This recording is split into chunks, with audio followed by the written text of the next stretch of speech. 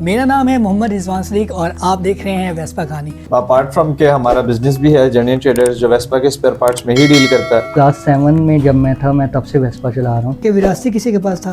मेरे नाना के पास था। नाना के ज़ईफ़ होने के बाद वेस्पा भी ज़ईफ़ हो गया। अच्छा। तो ये वेस्पा उस तरह बॉक्सेस में आते थे। अच्छा, पाकिस्तान में जो मॉडल्स आए थे वो कौन कौन से थे और किस किस दौर में है? देखें 1962 आया, ये जो VW जनरेशन है ये 1965 तक चली। 1965 तक आया ये VB भी। 1966 में पहला सुपर आया जिसमें वो गोल लाइट ही होती थी। जहाँ तक मुझे याद पड़ता है 1993 के अंदर scooter, that was the last scooter. जवाल की क्या वजह? जवाल की वजह ये थी कि 2 स्ट्रोक से दुनिया जो है वो 4 स्ट्रोक पे कन्वर्ट हो गई। शुरू में 2 स्ट्रोक आई, बाद में 4 स्ट्रोक आई। उनकी जो फ्यूल एवरेज थी वो बहुत बेहतर थी वेस्पा से। जब पाकिस्तान के अंदर कश्मीर में फैक्ट्री लग गई थी मुजफ्फराबाद के अंदर राजा ऑटोमोबाइल्स की तरफ से, तो जब उन्होंने डाई बना ली तो पार्ट्स और इंजन उसके वहां से आ रहे थे, इटली से इम्पोर्ट हो रहे थे, और जो उसकी बॉडी थी वो पाकिस्तान में बनी। अभी वेस्पा की रेस्टोरेशन जो है वो इतनी मुश्किल क्यों हो गई है? पाकिस्तान में मुश्किल क्यों हो गई है? मुश्किल नहीं है, कॉस्टली है। तो मेरे जैसा जो भी आता है ना, इस जिसने वेस्पा खरीद तो लिया, उसको अब ये नहीं पता कि सामान कहाँ से मिलता है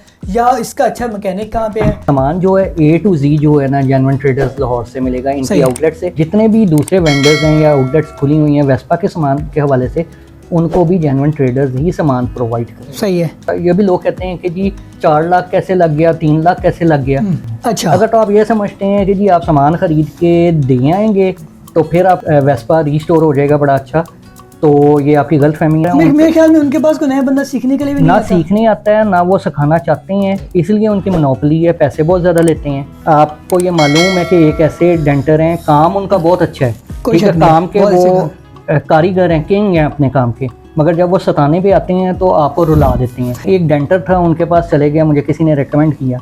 अच्छा, मैंने उनसे वैसे ही पूछा कि जी कितने पैसे लग जाएंगे, लाख रुपए में हो जाएगा? तो उन्होंने कहा लाख तो नहीं बल्कि ज़्यादा 1.5 लाख। आप ये समझते हैं कि जी अगर 1.5 लाख आप पकड़ा दें पहले किसी को तो क्या आपका वेस्पा तैयार हो जाएगा? वो तो 1.5 लाख डूब जाएगा। डूब जाएगा, उसकी कोई श्योरिटी नहीं है। मैं आपसे क्वेश्चन करता हूँ, आप 80,000 का मंगवाएंगे एक ऑपरेटर? कभी भी नहीं मंगवाऊंगा। अगर मैं एक ऑपरेटर वाया दुबई भी मंगवा लूँ, एक थर्ड कंट्री को बीच में लूप करते हुए, तो मुझे फिर भी वो 35 से 40 हज़ार पड़ जाएगा। फिर क्या ये अच्छी बात नहीं है कि जेन्युइन ट्रेडर से एक हाथ से पैसे दो और दूसरे हाथ से ऑपरेटर 10 हज़ार का ले लो? कि अगर तो इन्होंने क्वांटिटी के अंदर इंपोर्ट ना किए होते, अल्लाह के फजलो करम से ये 40 हज़ार का ही मिलता। आज जो एक वेस्पा पाकिस्तान में है और चल रहा है, अपने 2 पैरों पे है, वो उसकी बहुत जो है वो मेरे दादा बू को क्रेडिट जाता है, हाजी मुनीर अहमद को।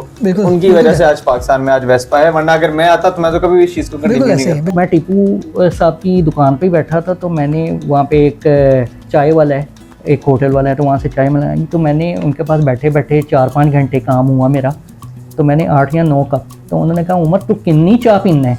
ठीक है, तो बात ये है कि वो सिचुएशन जब काम आप क्रिटिकल काम कर रहे होते हैं ना, तो देखें जो लोग सिगरेट पीते हैं तो वो एकदम टेंशन होता है, वो सिगरेट लगा लेते हैं। लेकिन एटलीस्ट उस दिन चाय वाले का तो दिहाड़ी सही लगी होगी ना आपकी। देखें हमें भी तो माइंड का पीस मिला ना, देखें जो टेंशन थी वो भी तो रिलीफ हुई ना।